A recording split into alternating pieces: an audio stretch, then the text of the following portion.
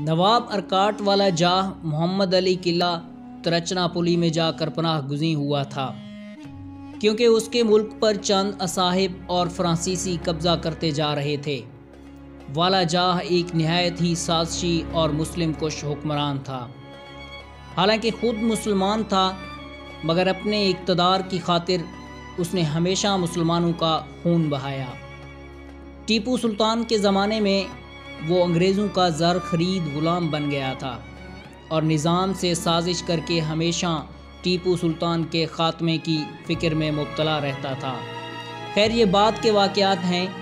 اس وقت وہ فرانسیسیوں سے شکست کھا کر ترچناپلی چلا گیا تھا اور راجہ میسور سے طالب امداد ہوا تھا۔ راجہ میسور نے مدد دینے سے انکار کر دیا، مگر اس کی چلتی کب تھی۔ چنانچہ نندراج وزیر نے کچھ فوج دے کر حیدر علی کو اس کی امداد کے لیے روانہ کر دیا۔ یہاں پہنچ کر حیدر علی نے شجاعت کے ساتھ ایسے جوہر دکھائے کہ ایک طرف تو چند اصاحب کا زور توڑ دیا اور دوسری طرف فرانسیسیوں کو صلح پر مجبور کر دیا۔ اس مہم کو کامیاب بنانا صرف حیدر علی ہی کا حصہ تھا، ورنہ فرانس والوں سے اس وقت انگریز بھی ٹکر لینے سے ڈرتے تھے۔ یہی فرانسیسی ٹیپو سلطان کے دور میں اس کے سب سے زیادہ وفادار ثابت ہونے اور مسلمان اور سلطان کے دشمنوں کے خلاف اس کے دوش بدوش لڑتے رہے۔ حیدر علی کو اپنے مہمات میں سوائے فرض کے اور کوئی خیال ہی نہیں رہتا تھا۔ ترچناپلی کی مہم میں اس کے 2 ماہ کے قریب صرف ہو گئے اور وہ یہ بھی بھول گیا کہ بیوی کے امروز و فروا میں بچہ ہونے والا ہے۔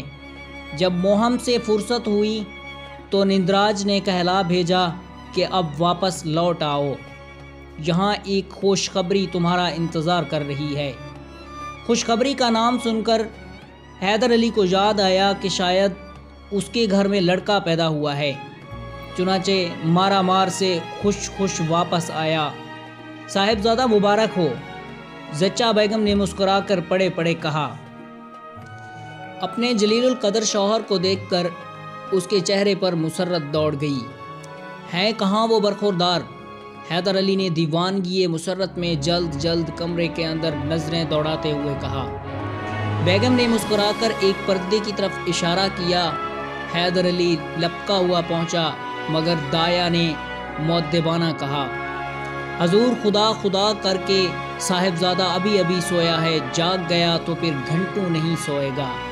ہٹ جاؤ دایا، وہ سونے کے لیے نہیں پیدا ہوا ہے بلکہ جاگنے اور جگانے کے لیے آیا ہے۔ حیدر علی نے اس کو ہٹاتے ہوئے کہا، پھر جلدی سے پردہ سرکایا اور گہوارے میں سے لپک کر بچے کو نکال لیا۔ حیدر علی عالم مسرت میں دیوانہ سا ہو رہا تھا۔ اس نے بچے کو زور سے ہلایا، پھر ہتھیلی پر بٹھا کر گیند کی طرح اپنے گول مٹول اور خوبصورت بچے کو نچانے لگا۔ ماں سے نہیں دیکھا گیا اور تنبیہ کے طور پر مسکرا کر بولی، آپ اس کی نازک ہڈیوں اور اعضاء کو توڑ ڈال رہے ہیں اپنی مسرت میں۔ اس کی ہڈیاں اور عضلات نازک نہیں ہیں بیگم، یہ شیر کا بچہ ہے۔ آہا کتنا خوبصورت ہے یہ، دیکھا تم نے؟ حیدر علی نے بچے کو نچاتے ہوئے ماں کے اوپر لٹاتے ہوئے کہا۔ آپ ہی دیکھیے، میں تو کافی دیر دیکھ چکی ہوں، بیگم نے مسکرا کر جواب دیا۔ کیا تم ننھے سے خفا ہو؟ اچھا سمجھا، اپنی شرط جو ہار گئی ہو تم، حیدر علی نے ہنستے ہوئے کہا۔ شرط کب ہوئی تھی؟ بیگم نے کہا اور بچے کو کلیجے سے لگا لیا۔ برخوردار پہلے ہی جاگ گئے تھے اور مادر مہربان کی گود میں اپنی بڑی آنکھوں سے اپنے دیو پیکر باپ کو دیکھ رہے تھے۔ پھر انہوں نے ایک چھوٹی سی جمائی لی اور معصوم مسکراہٹ سے ان کا چہرہ منور ہو گیا۔ اچھا، یہ ابھی سے مسکرانا سیکھ گئے؟ ارے لیکن بیگم، تم نے ان کا نام کیا رکھا ہے؟ جو آپ بتا کر گئے تھے، بیگم نے جواب دیا۔ ٹیپو سلطان نے کہا، ٹھیک ہے، لیکن اب ان کا نام ابو الفتح علی ٹیپو سلطان ہوگا۔ حیدر علی نے پھر بیوی کی گود سے بچے کو جھپٹ کر کہا اور اسے ہر زاویے سے دیکھنے لگا۔ یہ تو بہت چھوٹا سا نام ہے، اتنا لمبا تو ہونا چاہیے کہ کم از کم 1 سطر میں آئے، بیگم نے مسکرا کر کہا۔ یہ ایسا لمبا نام نہیں ہے، تم دیکھو گی انشاءاللہ فتح و ظفر اس کے قدم چومیں گے، باپ نے فخر سے کہا۔ آمین، اچھا دیکھیے۔ نندراج جی نے سونے کے کڑے اور ایک کم خواب کا تھان بھیجا تھا، مگر میں آپ کی اجازت کے بغیر قبول نہیں کر سکتی تھی۔ اب چاہیں تو اس تحفہ کو قبول کر لیں، کوئی مذائقہ نہیں۔ اچھا، راجہ کے ہاں سے بھی کچھ آیا تھا؟ حیدر علی نے دریافت کیا۔ کچھ نہیں، بلکہ میں نے سنا ہے کہ ہمارے بچے کی پیدائش کی خبر سن کر محل میں کوہرام مچ گیا تھا۔ مارے جلن کے عورت اپنا برا حال کر لیتی ہے، بیچاری رانی بھی اپنی جلن میں حق بجانب ہے، اس کے اب تک چوہے کا بچہ بھی نہیں ہوا، حیدر علی نے جواب میں کہا۔ آپ ہی رانی سے اظہار ہمدردی نہیں کریں گے تو کون کرے گا؟ بیگم نے اپنے میاں کو چھیڑنے کی غرض سے مسکراتے ہوئے کہا۔ کہو تو بچہ رانی کی نظر کر دوں فاطمہ، حیدر علی نے بھی بیوی کو ستانے کے لیے کہا۔ کیا یہ ابھی سے بار معلوم ہونے لگا آپ کو؟ بیگم نے کہا۔ حیدر علی ہنسنے لگ گئے۔ اسے تو میں وہ اعلیٰ تعلیم دوں گا کہ اس کا ثانی نہ ہوگا، اپنی طرح ان پڑھ نہیں رکھوں گا اس کو، مگر جو علم و حکمت خدا نے آپ کو دیا ہے، اگر اس کا نصف بھی یہ حاصل کر لے گا تو مجھے اس پر فخر ہوگا۔ ہم انشاءاللہ اس کی تعلیم میں کوئی کمی نہیں رکھیں گے، بیگم نے کہا۔ اس کو فنون سپاہ گری میں بھی طاق کر دوں گا، میں قلم کے مقابلہ میں تلوار کی عظمت کا زیادہ قائل ہوں، لیکن آئندہ زمانہ میں تلوار قلم کے تابع ہو جائے گی، بیگم نے کہا۔ دایا نے یہ کیا کہا تھا کہ یہ خدا کر کر کے ابھی سویا ہے؟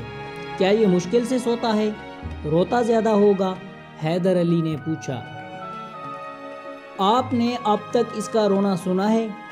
یہ رونا تو جانتا ہی نہیں، بس بھوک لگتی ہے تو ذرا شکایت کرنے لگتا ہے، ورنہ یا تو کھیلتا رہتا ہے یا خاموش لیٹا رہتا ہے، جیسے یاد اللہ میں مصروف ہو، ماں نے مسکرا کر کہا۔